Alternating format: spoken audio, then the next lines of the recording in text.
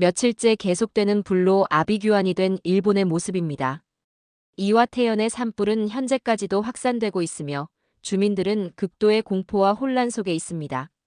그런데 이런 재난 상황 속에서 한국을 원망하는 일본인들의 목소리가 나오고 있다고 합니다. 무슨 사연인지 바로 시작하겠습니다. 여러분께서 좋아요와 구독해 주시면 큰 힘을 받아 더 열심히 제작하겠습니다. 안녕하세요. 제 이름은 안드레이 페트로프입니다. 저는 영국 런던 대학교 지질환경학과에서 기후변화와 자연재해의 상관관계를 연구하는 학자죠. 연구실에서 데이터를 분석하고 있을 때 갑작스러운 전화 한 통이 제 일상을 완전히 바꿔놓았습니다. 유럽 환경재난 관측소에서 온 긴급 요청이었어요. 일본 북부가 기록적인 폭설로 인한 재난 상황에 빠졌으니 현장 조사팀에 합류해달라는 내용이었습니다. 저는 즉시 컴퓨터 화면에 일본 지도를 띄웠고 아오모리현과 홋카이도 지역의 기상 데이터를 확인했죠. 그리고 본 광경에 충격을 받았습니다. 일본 북부는 최대 4m가 넘는 폭설로 완전히 뒤덮여 있었어요. 지역 전체가 하얀 감옥 속에 갇힌 듯 했습니다. 이런 극단적인 겨울 폭풍은 제 연구 분야에서도 매우 이례적인 현상이었기에 즉시 현장 조사의 중요성을 느꼈습니다. 곧바로 짐을 꾸렸어요. 다음 날 아침 히드로 공항에서 도쿄행 비행기에 올랐습니다. 비행기 안에서 일본의 최근 기상 데이터를 검토했는데 그 수치들은 제 경험 범위를 완전히 벗어난 것이었어요. 아오모리현의 적설량은 평년의 3배에 달했고 고립된 마을들이 속출하고 있었습니다. 특히 노인들이 눈을 치우다 목숨을 잃는 사고가 급증하고 있다는 보고에 마음이 무거워졌죠. 도쿄에 도착했을 때 공항은 이례적으로 혼잡했어요. 북부 지역으로 가는 모든 교통편이 중단되었고 많은 관광객들이 발이 묶여 있었습니다. 공항 밖으로 나가자 차가운 바람이 얼굴을 때렸어요. 2월 중순인데도 겨울이 끝나지 않은 듯한 한기가 느껴졌습니다. 일본 기상청 직원인 다나카 연구원이 저를 맞이했어요. 그의 피곤한 얼굴에서 며칠 동안 잠을 제대로 자지 못했다는 것이 역력히 드러났습니다. 다나카는 일본이 지금 기상 관측 이래 가장 예측 불가능한 기후 혼란에 직면해 있다고 설명했습니다. 일본 아오모리현에 처음 도착한 것은 2월 중순이었습니다.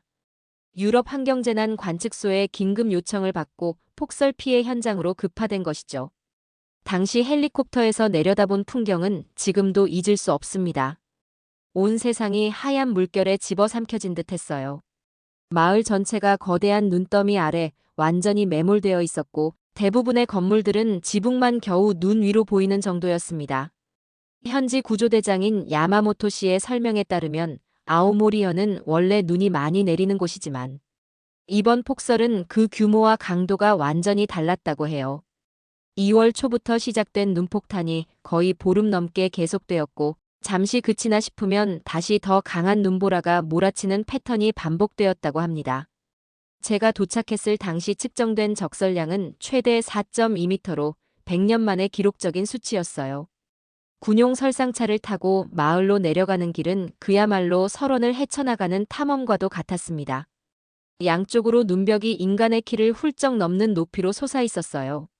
설상차가 지나간 좁은 통로 외에는 도로의 흔적조차 찾아볼 수 없었습니다. 마을에 도착했을 때 처음 본 광경은 지금 생각해도 충격적이에요. 주민들은 자신의 집을 찾기 위해 눈속을 파고 있었고 겨우 입구를 만들어 집 안으로 들어가는 모습이었습니다. 한 노인은 삽을 들고 지붕 위에서 눈을 치우고 있었어요. 그의 설명에 따르면 눈의 무게로 지붕이 무너질까봐 매일 몇 시간씩 눈을 치워야 한다고 했습니다. 그런데 밤새 눈을 치워도 아침이면 다시 쌓인다며 한숨을 쉬었어요. 마치 끝없는 싸움 같다고 했습니다. 특히 안타까운 건 노인 희생자들이었어요. 제가 조사하던 2월 중순까지만 해도 이 지역에서 12명의 노인들이 눈을 치우다 사망했다고 합니다. 대부분 눈더미에 파묻히거나 과로로 인한 심장마비였죠. 70대 할머니인 사토 씨는 자신의 남편이 지붕 위 눈을 치우다 미끄러져 떨어진 후 구급차가 눈길을 헤치지 못해 제 시간에 병원에 가지 못해 숨졌다며 눈물을 흘렸습니다. 현지 병원 방문은 더욱 충격적이었어요. 의사들은 24시간 교대로 근무하며 환자들을 돌보고 있었습니다. 카와바타 의사의 말에 따르면 응급 환자가 발생해도 구급차가 도로 상황 때문에 제 시간에 도착하지 못하는 경우가 많다고 해요. 또한 물자 공급도 원활하지 않아 의약품 부족 현상도 나타나고 있었습니다. 특히 노인들의 만성질환 관리가 어려워지면서 간접적인 피해가 증가하고 있다고 했어요. 아오모리현 재난대책본부에서는 국제지원팀과 함께 피해 상황을 분석하고 구호 계획을 수립하고 있었습니다. 담당자들은 밤낮 없이 일하는 듯 지쳐 보였어요. 그들의 설명에 따르면 이번 폭설로 인한 피해 규모는 이미 수천억 엔에 달하며 완전한 복구에는 수개월이 걸릴 것이라고 예상했습니다. 그런데 더 놀라운 소식은 며칠 후에 들려왔어요. 제가 아오모리현에서 폭설 피해를 조사하던 중 불과 200km 남쪽의 이와테현에서 대형 산불이 발생했다는 소식이었습니다. 처음에는 믿기 힘들었어요. 한쪽에서는 기록적인 폭설로 고통받고 있는데 다른 쪽에서는 산불이 번지고 있다니. 어떻게 이런 일이 가능할까요? 재난대책본부의 TV 화면에는 검은 연기가 하늘을 뒤덮고 붉은 불길이 산을 타고 올라가는 영상이 나오고 있었어요. 담당자의 설명으로는 이와테현은 이례적으로 건조한 날씨와 강풍이 계속되며 2월 초부터 비가 거의 내리지 않았다고 합니다. 게다가 기온도 평년보다 5도 이상 높은 상태가 지속되었다고 했어요. 이 모순된 현상을 보며 제 연구 분야인 기후변화의 극단적 징후를 직접 목격하고 있다는 생각이 들었습니다. 그리고 한 가지 결심을 했어요. 이 모든 현상을 직접 조사하기 위해 이와테현의 산불 현장으로 가야겠다고요. 폭설과 산불이 동시에 일어나는 이 기이한 현상의 원인을 규명하는 것이 제 임무라고 생각했습니다. 아오모리현의 폭설 피해 현장을 조사한 후 저는 이와테현으로 향했습니다. 산불 현장을 직접 확인하기 위해서였죠. 이동하는 과정 자체가 놀라운 경험이었어요. 불과 몇 시간의 거리를 이동하는 동안 풍경이 완전히 바뀌었거든요. 눈으로 뒤덮인 하얀 세상에서 갑자기 건조하고 불타는 붉은 세상으로 말이에요. 이와테현에 도착한 것은 오후였습니다. 마을 외곽에서부터 매캐한 연기 냄새가 코를 찔렀어요. 시야도 뿌옇게 흐려져 멀리 있는 산들이 안개 속에 잠긴 듯 했습니다. 현지 소방서장인 니이타 씨가 저를 맞이해 주었어요. 그의 얼굴은 그을음으로 검게 변해 있었고 48시간 넘게 잠을 못 잔 듯 피로가 역력했습니다. 그의 설명에 따르면 산불은 이례적인 건조 기후와 강풍으로 인해 통제가 거의 불가능한 상태였어요. 더욱이 시속 80km에 달하는 강풍이 불면서 불길이 순식간에 확산되었다고 해요. 우리는 소방 지휘 차량을 타고 산불 현장 가까이로 접근했습니다. 그 광경은 정말 지옥도와도 같았어요. 수십 미터 높이로 치솟는 불길, 그리고 검은 연기가 하늘을 완전히 뒤덮고 있었습니다. 소방대원들은 필사적으로 진화 작업을 벌이고 있었지만 바람 때문에 불길은 계속해서 새로운 방향으로 확산되고 있었어요. 우리는 소방 지휘 차량을 타고 산불 현장 가까이로 접근했습니다. 그 광경은 정말 지옥도와도 같았어요. 수십 미터 높이로 치솟는 불길, 그리고 검은 연기가 하늘을 완전히 뒤덮고 있었습니다. 소방대원들은 필사적으로 진화 작업을 벌이고 있었지만 바람 때문에 불길은 계속해서 새로운 방향으로 확산되고 있었어요. 니이타 씨의 무전기에서는 계속해서 비상 메시지가 들려왔습니다. 새로운 불길이 마을 쪽으로 번지고 있다는 소식, 고립된 주민들을 구조해달라는 요청, 물 부족으로 진화 작업에 어려움을 겪고 있다는 보고 등이었어요. 그의 표정은 점점 더 무거워져 갔습니다. 마을로 돌아오는 길에 우리는 대피소를 방문했어요. 학교 체육관에 마련된 임시 대피소에는 약 200명의 주민들이 모여 있었습니다. 대부분 노인들과 어린 아이들을 동반한 가족들이었어요. 그들의 표정에는 불안과 공포가 역력했습니다. 어떤 할아버지는 60년 넘게 살아온 집이 불에 타버렸다며 눈물을 흘리고 계셨어요.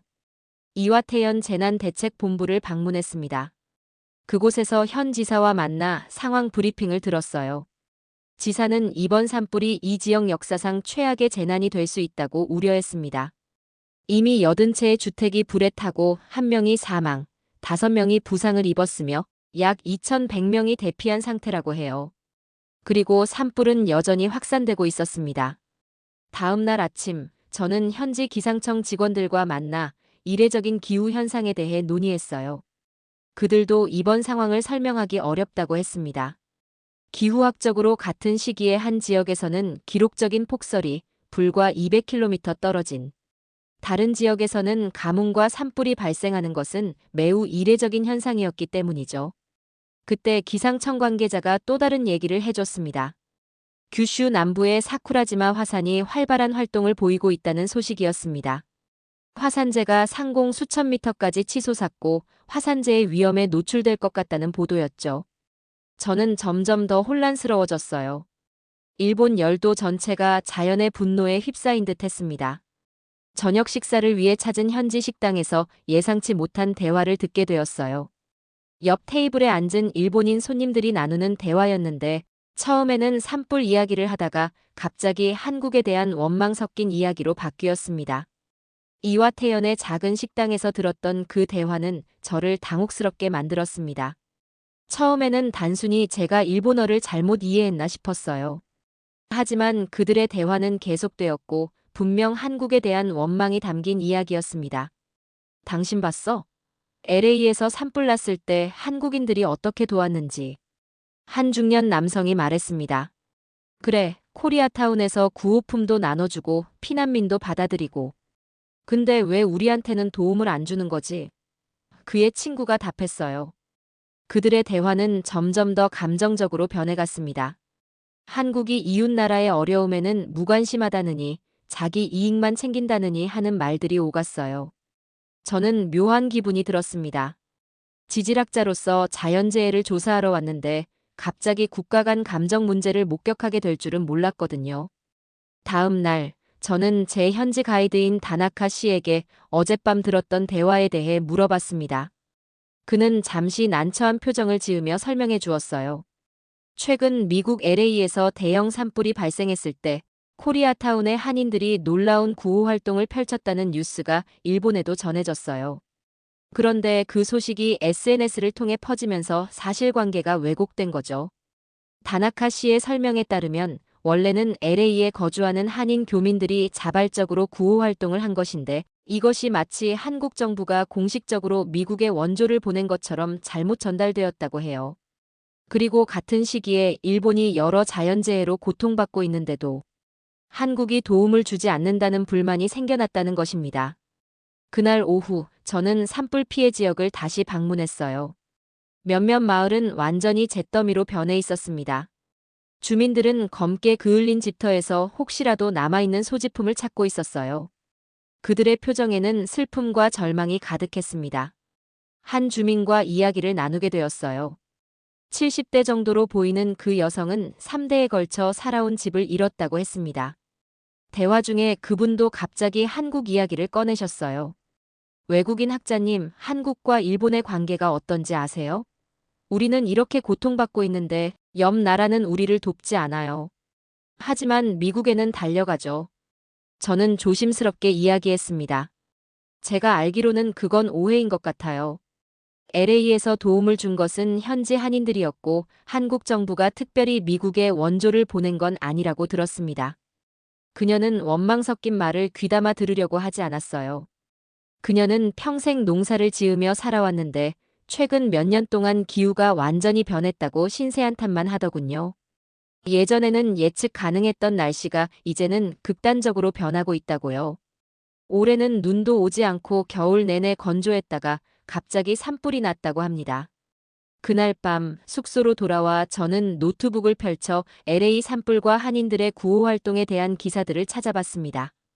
실제로 LA 코리아타운의 한인들이 놀라운 공동체 정신을 보여주며 산불 피해자들을 도왔다는 기사가 많았어요. 체계적인 구호 물품 전달, 무료 식사 제공, 심지어 자신들의 건물을 피난민 수용소로 개방하기까지 했다고 합니다. 그러나 그것은 현지 교민들의 자발적인 활동이었고 한국 정부의 공식 원조와는 관련이 없었습니다. 어떻게 이런 사실이 왜곡되어 전달될 수 있었을까요?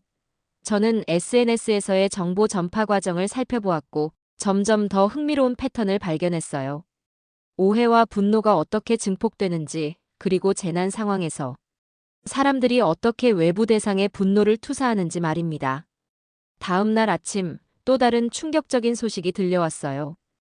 일본 남부의 사쿠라지마 화산이 본격적으로 분화를 시작했다는 소식이었습니다. 저는 즉시 다음 조사 목적지를 결정했어요. 이제 일본의 남쪽 화산이 폭발하는 현장으로 가야 했습니다. 이와테현에서의 조사를 마친 후 저는 규슈의 가고시마현으로 향했습니다.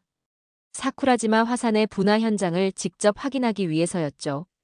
일본 열도를 남북으로 횡단하는 이 여정은 저에게 더욱 큰 충격을 안겨주었어요. 북부의 폭설, 중부의 산불, 그리고 이제 남부의 화산 활동까지. 하나의 섬나라가 동시에 세 가지 극단적인 자연재해를 겪고 있다는 사실이 믿기지 않았습니다. 가고시마에 도착한 것은 2월 첫날이었어요. 멀리서 봐도 심상치 않음을 느낄 수 있었어요. 그 광경은 압도적이었습니다.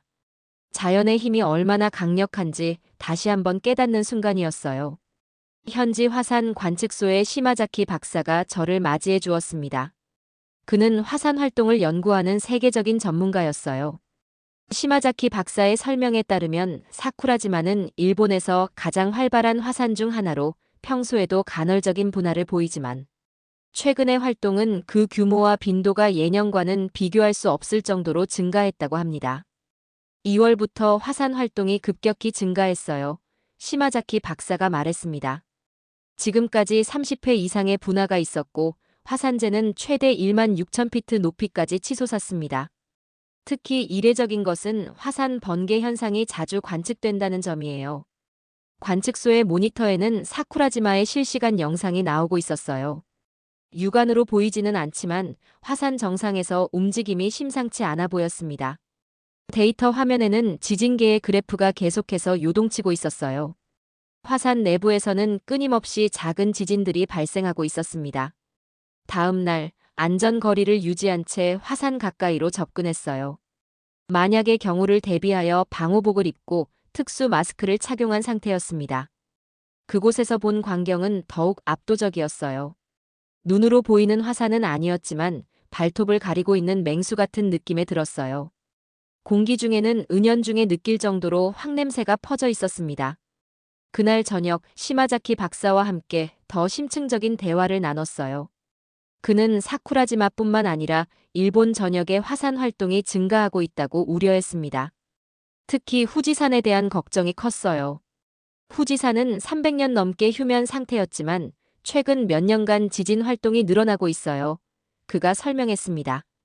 만약 후지산이 분화한다면 도쿄를 포함한 수도권 전체가 화산재로 뒤덮일 수 있어요. 그 피해는 상상하기 어려울 정도입니다.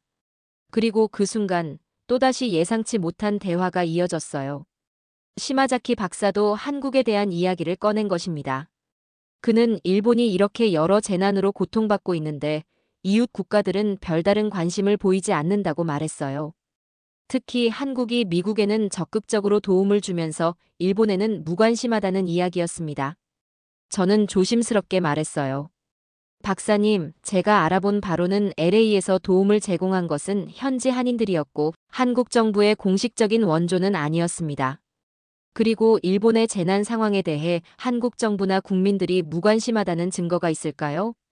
이 대화를 통해 저는 일본 사회 내에 퍼진 이 오해가 얼마나 깊은지 실감할 수 있었어요.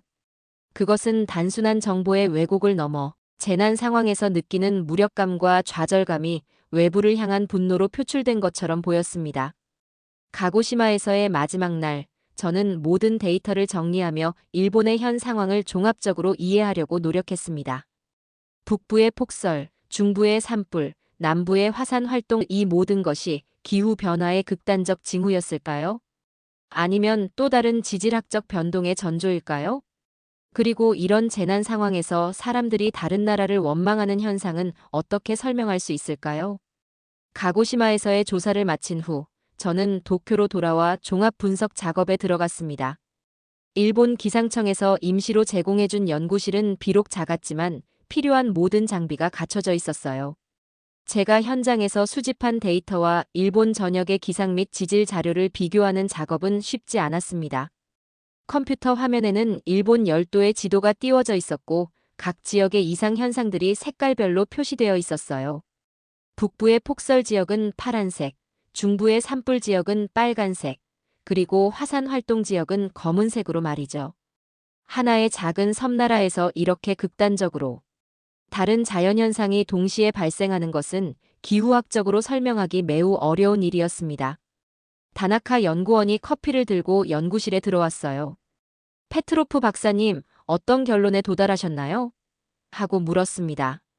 저는 한숨을 쉬며 답했습니다.